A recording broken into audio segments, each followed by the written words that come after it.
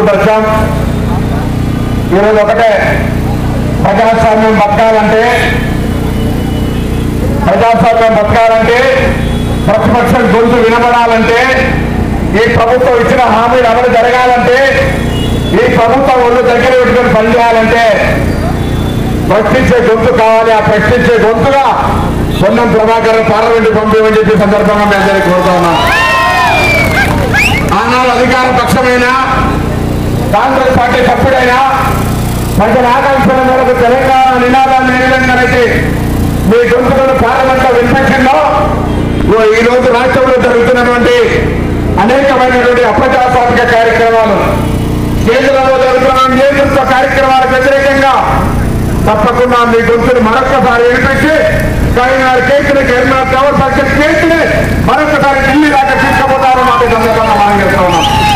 ఈరోజు కరీంనగర్ సంబంధించి పూర్తి వివరాలు చూసే ముందు మా ఛానల్ ని సబ్స్క్రైబ్ చేయడం మర్చిపోకండి. అలాగే ఆ పక్కనే ఉన్న గంట సింబల్ ని క్లిక్ చేయడం మర్చిపోవద్దు. కరీంనగర్ సంబంధించి నేను పార్లమెంట్ సభ్యుడిగా ఉన్నప్పుడు ఎటువంటి కార్యక్రమాలు చేస్తున్నా మీకు తెలుసు. కానీ ఈ రోజున్నటువంటి పరిస్థితులలో పార్లమెంట్ సభ్యుడిగా మరొకసారి నాకు అవకాశం ఇచ్చినట్టయితే భవిష్యత్తులో మీ అందరికీ ఒక గొప్ప కార్యక్రమాలు తీసుకొని ప్రాంతానికి సంబంధించి అనేకమైనటువంటి కార్యక్రమాలు చేపడతారనేటువంటి విశ్వాసాన్ని కూడా ఇస్తా ఉన్నాను. ఈరోజు అధికార పార్టీ నాయకులు చెప్తాను, మేము చాలా బలంగా ఉన్నాం. టీఆర్ఎస్ పార్టీకి ఎదురు లేదు. దేశంలో చక్కెర నింపేది మీరేం చెప్తున్నాము. ఈ రోజు రాష్ట్రంలో ఇప్పుడు కూడా 16 మంది పార్లమెంట్ సభ్యులండి. కనీసం ఒక తెలంగాణ విభజన కూడా సాధించకపోతే మాకు మళ్ళీ 16 చెప్పండి, మేము దేశంలో చక్కెర నింపుతామని చెప్తా ఉన్నారు. 543 ఎంపీలన్నా 16 ఎంపీలంటే 3%.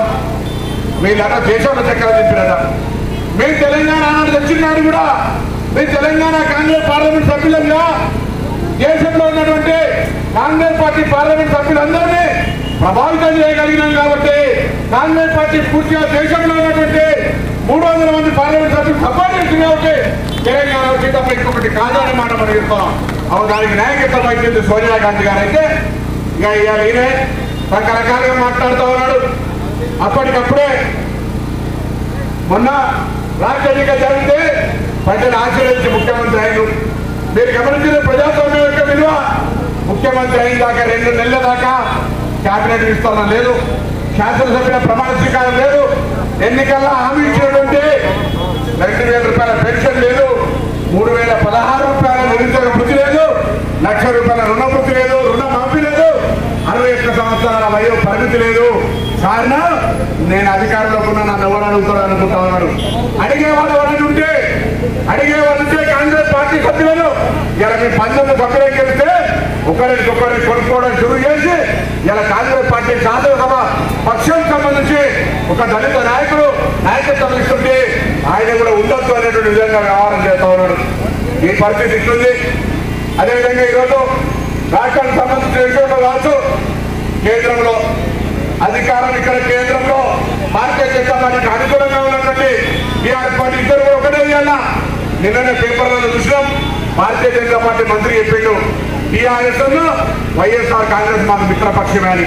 అంటే రెండు ఎవరు కొట్టేసినా ఒకటే. కాబట్టి నేను ఎందుకంటున్నాను, ఇలా ఇక్కడ పార్లమెంట్ సభ్యుడు తెలంగాణ విభజన హామీల అమలుకు సంబంధించి కానీ లేదా ఇతరులతో ఏ పనికి నుంచి మెడికల్ కాలేజ్ ప్రకటించి వెళ్ళిపోయినా, లేకపోతే టెక్స్టైల్ పార్క్ వెళ్ళిపోయినా, లెదర్ పార్క్ వెళ్ళిపోయినా, నేతలు పవర్ ప్లాంట్ రాకపోయినా, సైనిక్ స్కూల్ రాకపోయినా ఎన్నడూ కూడా పట్టించుకోకుండా మౌనంగా ఉన్నాడు. కారణం నేను ఇక్కడ ఉంటలే, నాకు సంబంధం లేదు, స్థానికుడిని కాదు అని.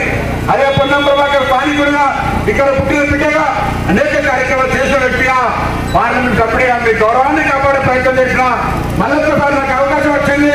కాంగ్రెస్ పార్టీ రాహుల్ గాంధీ గారి నాయకత్వంలో ఈరోజు దేశానికి జరుగుతున్న ఎన్నికలు ఈ కేసీఆర్ ఎన్నికలు కాదు, ఇవి గంగుల కమలాకర్ ఎన్నికలు కాదు, లేకపోతే ఇంకొక ఎన్నికలు కాదు.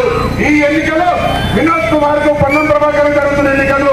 ఈ వినోద్ కుమార్ నరేంద్ర మోడీకి రాహుల్ గాంధీ గారు జరుగుతున్న ఎన్నికలు, కేసీఆర్ పుష్ప కుమార్ రెడ్డి జరుగుతున్న ఎన్నికలు కాదు.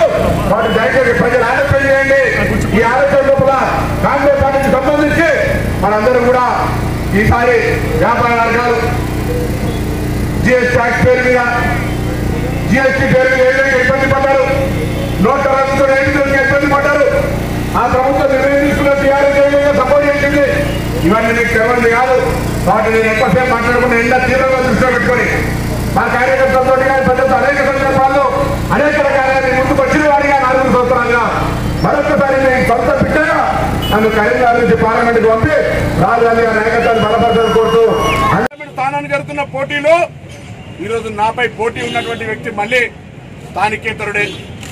స్థానికుడిగా నేను సొంత కొడుకునైతే ఆయన సవితి కొడుకు ఏ విధంగా కరీంనగర్ పై ఉంటుందో మీకు తెలుసు. కరీంనగర్ మెడికల్ కాలేజీ ప్రకటిస్తే పక్క జిల్లాకు తీసుకోవద్దు నన్ను నోరిప్పినా మిమ్మల్ని అడుగుతున్నా మీ ద్వారా ప్రజల్ని. కరీంనగర్ సైనిక్ స్కూల్ వస్తే పక్క జిల్లాకి ఎత్తుకపోతే ఎన్నడని ఈ ఎంపీ మౌనంగా ఉన్నాను తప్ప ఏమైనా మాట్లాడిందా?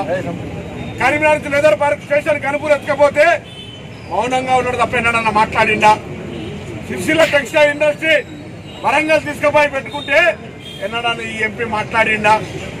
వేములవాడ దేవస్థానానికి 100 కోట్ల రూపాయలు ఇస్తామంటే ఇయ్యకపోతే ఎంపీ ఎన్నడన్నా మాట్లాడిందా? మిడిమానేరు ముంపు గ్రామాల సమస్యలుంటే ఎన్నడన్నా మాట్లాడిందా? లేదా ముఖ్యమంత్రికి సలహాదారునిగా ఆయన అక్కడుండేవాడే రాజకీయాలకు పనిచేస్తాడు తప్ప ప్రజల్లో ఎక్కడ కనబడే వ్యక్తి కాదు. కాబట్టి దయచేసి నేను 2-3 అంశాలను మళ్ళీ చెప్తా ఉన్నా. ఆయన స్థానికేతరుడు, నేను స్థానికుణ్ణి. ఈ ఎన్నిక ముఖ్యమంత్రి పార్టీకి కాదు, ప్రధానమంత్రి కొరకు జరుగుతున్నది. కాబట్టి దయచేసి ప్రజాస్వామ్యాన్ని కాపాడే ప్రతి వ్యక్తి ఇలా పొన్నం ప్రభాకర్ కాంగ్రెస్ పార్టీకి ఓటేసి ప్రజాస్వామ్యాన్ని కాపాడడానికి ఆశీర్వదమని సందర్భంగా నేను విజ్ఞప్తి చేస్తా ఉన్నాను. జరుగుతున్న పరిణామాల లోపల టీఆర్ఎస్ పార్టీ మేము బలం ఉన్నాం, గొప్ప కాంగ్రెస్ పార్టీ ఉనికి కరువైందంటారు. అరే మీకు అటువంటి ఒకవేళ నిజంగానే అంత బలం ఉంటే మా పార్టీ కార్యకర్తల్ని, నాయకుల్ని, కార్పొరేటర్లను, మాజీ శాసనసభ్యుల్ని ఎందుకు మీ పార్టీలో జాయిన్ చేసుకుంటారో జవాబు చెప్పమండి. కొద్దిగా బ్యాక్ వెళ్దామన్నా. అలాగే ఫైల్ ఎందుకు వచ్చారు?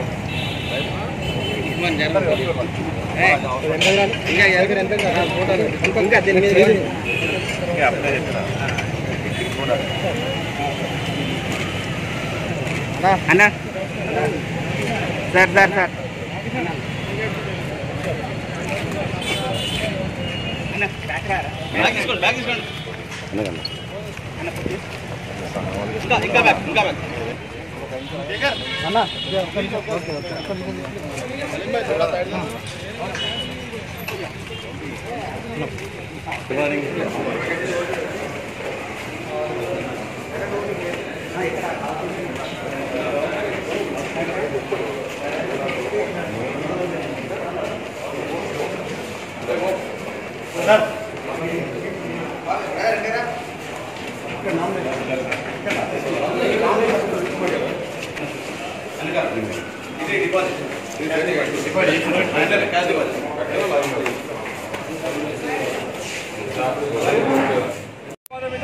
రాజకీయం కోసం ఇలాంటి కక్కుర్తి పడతామని చెప్పి తెలంగాణ సమాజం మొత్తం ఆలోచించింది. కాబట్టి మేము ఒకటే అప్పీల్ చేస్తున్నాం. ఈ దేశంలో భారతీయ జనతా పార్టీ నేతృత్వంలో ఎన్డీఏ పార్టీలన్నీ కూడా ప్రధానమంత్రి అభ్యర్థిని నరేంద్ర మోడీ గారు ప్రకటించింది.